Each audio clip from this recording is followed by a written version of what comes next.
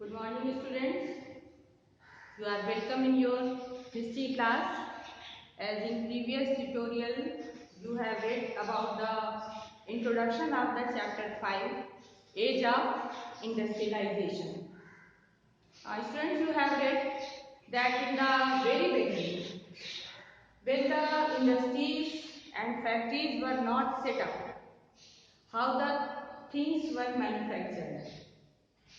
And you have read that before the setting up of industries, things were manufactured and they were manufactured by hand.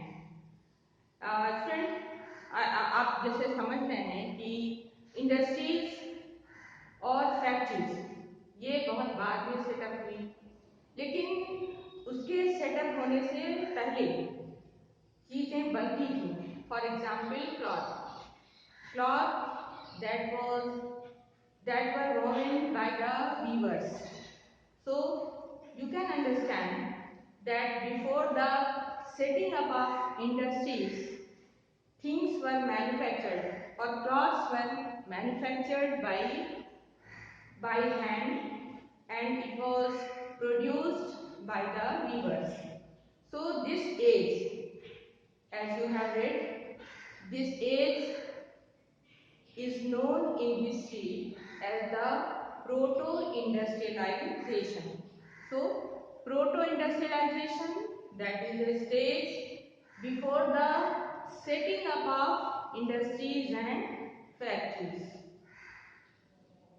Now you can understand that during this period, the historians referred this period as the proto-industrialization. The verbal meaning of proto is that something in early stage or before something. So during that period, as you have heard, I have explained in previous tutorial that some newcomers, merchants and weavers, they migrated to the countryside, rural areas in villages, and because they did not have good scope in big cities. As in big cities, there were the influential merchant guilds. Merchant guild means the influential, the powerful merchants, they had formed their own guild, and in that guild, the newcomers were not allowed to join. And the merchant guild, they formed the rules and regulations, and they made the standard of quality and some other things. In this way, the newcomer merchants and traders, they migrated, they turned towards the countryside, rural areas. In rural areas, the peasants and farmers, they were also facing troubles, as during that period, in 18th century, the common land that was vanishing, and the poor people, particularly the peasants and farmers, they were facing great difficulty. They were needed some surplus income, and when the merchants, they offered them advance money, they offered them money as an advance to produce some goods.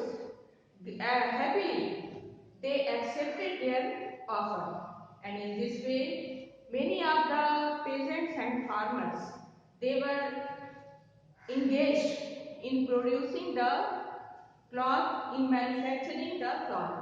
So in that early stage of industrialization, as it is referred in history, proto-industrialization, things were produced, particularly the cotton textile that was produced by hand, and different stages of production of cotton textile that was completed in countryside. The peasants and farmers, they were happy, and happily they had accepted the offer of the merchants because they got some way to improve their surplus income. As a result, the different stages of production or textile production that was completed in village area, and the whole family was engaged in this production work like weaving, carding, stapling. And these were the different stages of textile production. So for whole family members were engaged, children, women and all. So many of the merchants, they had given their land on lease and they were engaged in this production work. After that, after the production, these textiles that they were sent to the cities and towns in London. Particular as we are talking, we are discussing about the industrialization, stage of industrialization in England. So from countryside, from rural areas that produced textile that was sent to London, as it was considered as the finishing place, and the finishing of that textile was completed in cities and towns like London and other some big cities. After that, it was sent to the big international market.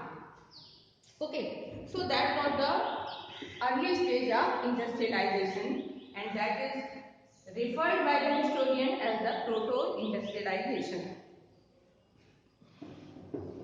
Now after that, the factories came up. Now the coming up of the factory, the earliest factories we shall do.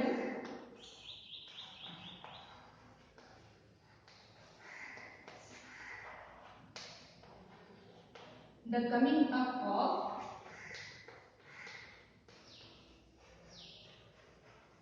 factories. Okay. Now the earliest factories in England came up by the 1730s, but it was only in the late 18th century that the number of factories multiplied. So the earliest factory that came up in London by 1730 in England. Okay. Now you can see that in England the first factory was set up in 1730, but it doesn't mean that after that many factories were set up. No, you know that these factories, they were multiplied after many years. The number of these factories were increased after many years, and it was only in late 18th century, means after 1750 or after 1760, in late 18th century, the factories were multiplied or the number of factories increased. So why it happened so late? And as the number of factories increased, the produce also increased, and the cotton, importing of cotton textile, that was increased from 2.5 million pounds to 22 million pounds. This increase was linked to a number of changes within the process of production. Let us look briefly at some of these. Now students, as you know that in production of cotton textile, there were different stages, and as you have read that in early year of 18th century, the import of raw cotton, that was only 2.5 million pounds. But by coming of the end of this century, that imports increased from 2.5 million to 22 million pounds. So how it possible.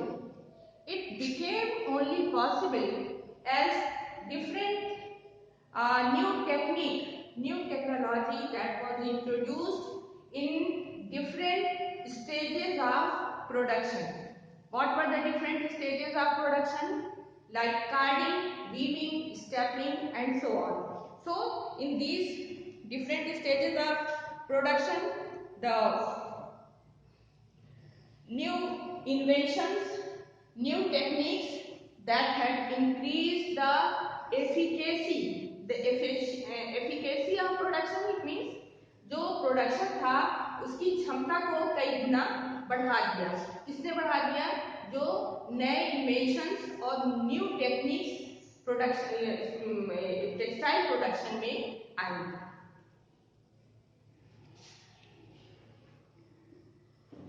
Richard Arkwright, you know that Richard Arkwright,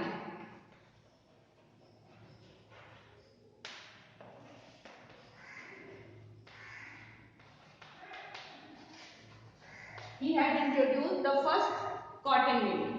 He had created the first cotton mill, and till this time, as we have seen,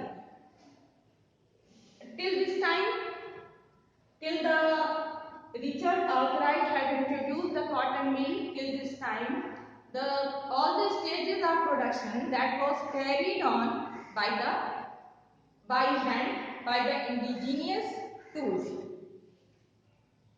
But now, the costly new machines could be purchased, set up and maintained in the mill, within the mill. Now, after the development of the cotton mill by the Richard Arkwright, it became possible that the new machine that could be set up in the mills, in factories. What is the meaning of mill? Yes, it meant that a particular place where a number of machines are set up to produce the goods in a large scale, in a bulk. So mills were set up, and in those mills, number of machines which were developed by the Richard Arkwright or some other experienced people, that was set up. And now setting up of mill, it meant that the production that was on a very large scale. Now this allowed a more careful supervision over the production process, a watch over quality and the regulation of labor. And now when mills were set up, it meant that more vast supervision, and the laborers, they could be washed, they could be washed in more efficiently, and as they were washed properly, so the production also increased many times. All of which had been difficult to do when production was in countryside. And now production that was regularized, because when the things were produced in countryside, the supervision, the regulation, that was not possible. But now when the things began to produce in the mill, it became possible to supervise and to regulate the labors more properly than before. In the early 19th century, factories increasingly became an intimate part of English landscape.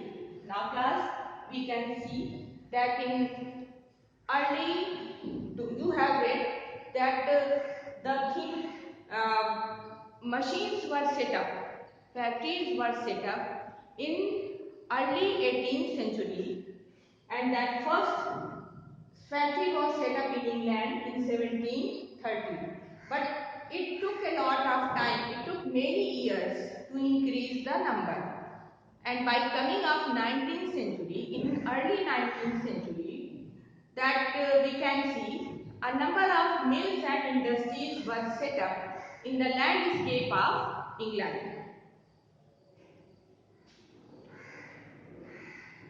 Now we shall see the pace of industrial development. Students, though we have completed all this, but once again I am revising. Now we shall see the another point. 1.2, the pace of industrial change.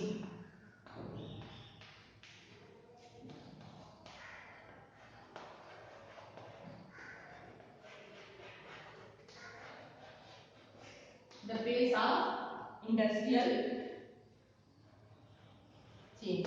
Now, students, you have read that how slowly it was changed from the hand production. Now, it was depend upon the factory production, mill production. And we shall see that what was the pace of development, what was the pace of industrial change. What is the meaning of pace? Pace means speed.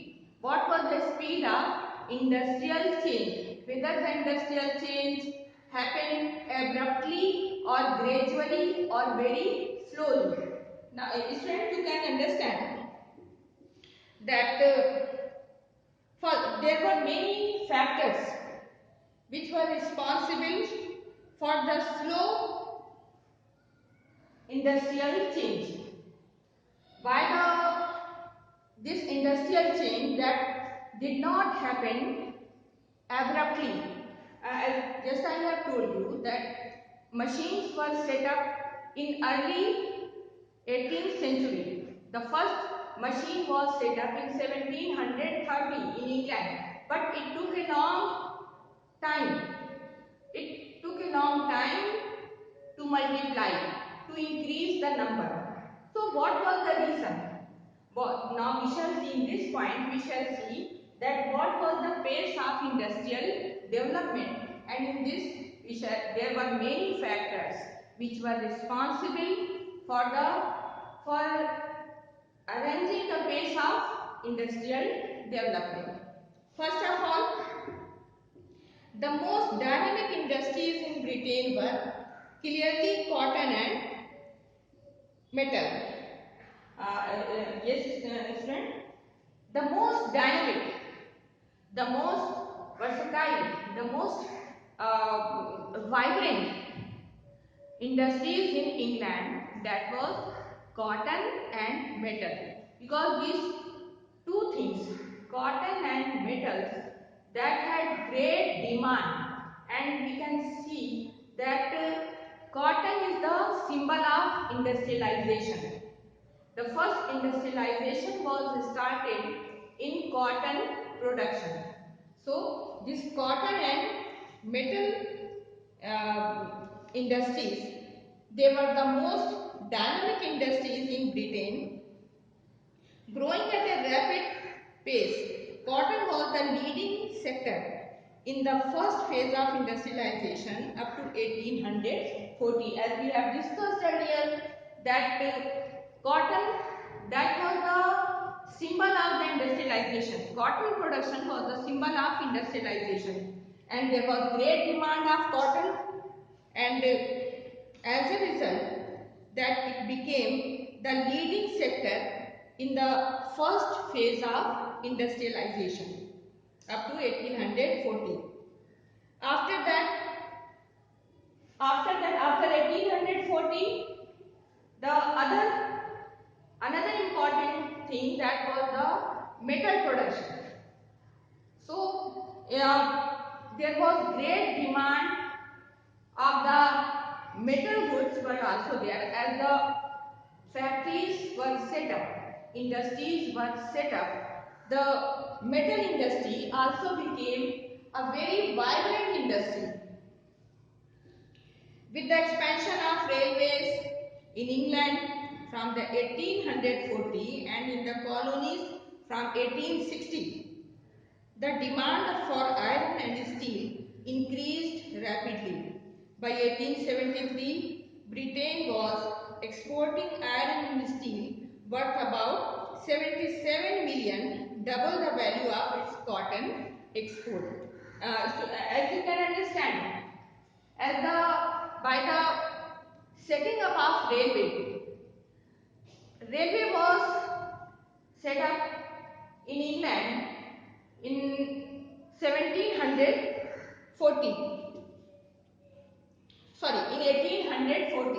and in colonies 1860. So as the railway developed, the need of metal also increased. As the railway tracks were laid up, railway carriages were made, so the metal import increased many times, and by 1873, Britain was exporting iron and steel worth about 77 million pounds. Now, not only Britain, railway was set up in all other parts of world. So as the demand of metal increased for the railways, the export of metal, iron and steel by the Britain, that also increased, and by 1873, the export of iron and steel, that was about 77 million pounds. Okay class, now that's all for today, and tomorrow we shall in next tutorial we shall continue the chapter.